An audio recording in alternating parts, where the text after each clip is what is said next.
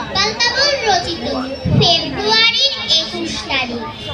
ফেব্রুয়ারির 21 তারিখ একটা বিশেষ দিন কি, ভাইয়ের বুকের রক্ত সেদিন উঠল দিয়ে ভিঙ্গি। পথ হয়েছে রঞ্জিত সেই টকটকে লাল রক্তে। কি ভেবেছে এমন হবে এই দুপুরের আটে?